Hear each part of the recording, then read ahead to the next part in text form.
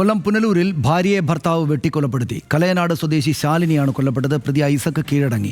കൊലപാതക വിവരം ഫേസ്ബുക്ക് ലൈവിലൂടെയാണ് പ്രതി അറിയിച്ചത്.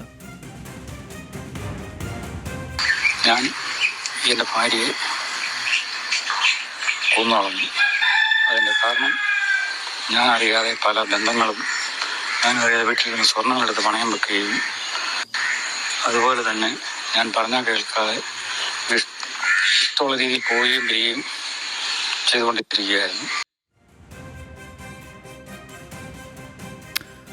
കൂടുതൽ വിവരങ്ങളുമായി ഷമീർ അവിടെ നിന്ന് ചേർന്നു. ഷമീർ, അങ്ങേയറ്റം ബുദ്ധിമുട്ടുണ്ടാക്കുന്ന, അങ്ങേയറ്റം ഭയപ്പെടുത്തുന്ന ഒരു കാര്യമാണല്ലോ അത്.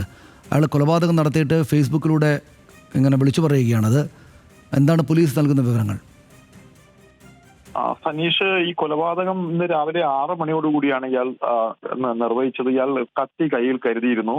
ഇവർ തമ്മിൽ, ശാലിനിയും ഐസക്കും തമ്മിൽ നാളുകളായി ചില പ്രശ്നങ്ങൾ ഉണ്ടായിരുന്നു, കുടുംബ പ്രശ്നങ്ങൾ ഉണ്ടായിരുന്നു. ഇവർ പിരിഞ്ഞ് താമസിക്കുകയായിരുന്നു. ഇന്ന് രാവിലെ ഈ കൃത്യം നടത്തണമെന്ന ഉദ്ദേശത്തോടു കൂടി ഇയാൾ ഈ കത്തിയുമായി ആ വീട്ടിലേക്ക് എത്തുകയും ഇവർക്ക് 2 കുട്ടികളാണുള്ളത്.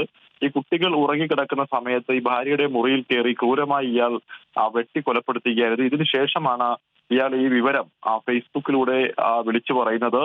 ഇതിനുശേഷം നേരെ പുനലൂർ പോലീസ് സ്റ്റേഷനിലേക്ക് 9 മണിയോടുകൂടി ഇയാൾ എത്തുകയും ഇത്തരത്തിൽ ഭാര്യയെ താൻ കൊലപ്പെടുത്തി, അതിനുശേഷം ആ ദൃശ്യങ്ങളടക്കം മൊബൈലിൽ അയാൾ ചിത്രീകരിച്ചിരുന്നു. കൊല നടത്തിയ ശേഷം ഭാര്യ നിലത്ത് കിടക്കുന്ന ദൃശ്യങ്ങളടക്കം ഇയാൾ ചിത്രീകരിച്ചിരുന്നു. ഇത് പോലീസിന് കാട്ടിക്കൊടുക്കുകയും ചെയ്തു. അപ്പോൾ തന്നെ പോലീസ് ഇയാളെ അറസ്റ്റ് ചെയ്യുകയും പിന്നീട് പോലീസ് സംഭവ സ്ഥലത്തെത്തി സ്ഥിരീകരിക്കുകയും ചെയ്തു. എന്തായാലും ഇപ്പോൾ ഇൻക്വസ്റ്റ് നടപടികൾ നടക്കുകയാണ്. ഇൻക്വസ്റ്റ് നടപടിക്ക് ശേഷം മൃതദേഹം പുനലൂർ താലൂക്ക് ആശുപത്രിയിലേക്ക് മാറ്റും. സനീഷ്. ഷമീർ, ഇതിപ്പോൾ കേരളത്തിൽ എനിക്ക് തോന്നുന്നു ഇങ്ങനൊരു സംഭവം നേരത്തെ ഉണ്ടായിട്ടില്ല. ഇത് ഒരാളെ കൊല്ലുക, എന്നിട്ട് ആ കൊലപാതകം വലിയ അഭിമാനത്തോടുകൂടി അയാളുടെ കാരണങ്ങൾ ഫേസ്ബുക്ക് ലൈവിലൂടെ വന്ന് പറയുക എന്നത് പോലീസ് ആ നിലക്ക് ഗൗരവത്തോടെ ആയിരിക്കുമല്ലോ സ്വാഭാവികമായിട്ടും കാണുന്നുണ്ടാവുക. ഇയാൾക്ക് നേരത്തെയും ക്രിമിനൽ ഹിസ്റ്ററിയൊക്കെ ഉള്ള ആളാണോ? ചില സാമ്പത്തിക പ്രശ്നങ്ങൾ ഇവർ തമ്മിൽ ഉണ്ടായിരുന്നു എന്ന് പോലീസ് പറയുന്നുണ്ട്. മറ്റ് ചില സംശയ രോഗങ്ങളും ഭാര്യയുമായി ബന്ധപ്പെട്ടുണ്ടായിരുന്നു. അങ്ങനെയാണ് ഇവർ തമ്മിൽ പിരിഞ്ഞ് താമസിക്കേണ്ടി വന്നത്.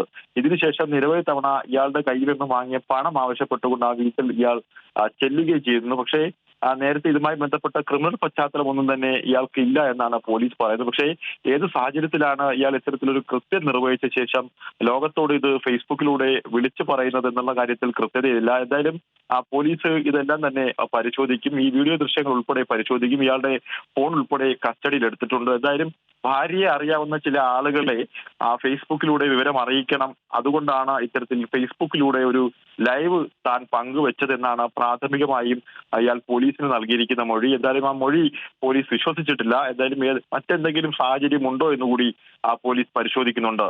സനീഷ്. ശരി, നന്ദി ഷമീർ വിവരങ്ങൾക്ക്. അങ്ങേയറ്റം ബുദ്ധിമുട്ടുണ്ടാക്കുന്ന വാർത്തയാണ്. ഭർത്താവ് ഐസക് പോലീസിൽ കീഴടങ്ങുന്നതിന് മുമ്പ് പക്ഷേ കൊലപ്പെടുത്തിയ കാര്യം ഫേസ്ബുക്ക് ലൈവിലൂടെ പറഞ്ഞതിന് ശേഷമാണ് അയാൾ പോലീസിൽ കീഴടങ്ങിയത്. ഭാര്യയെ സംശയം കൊണ്ടാണ് അയാൾ കൊലപ്പെടുത്തിയത്.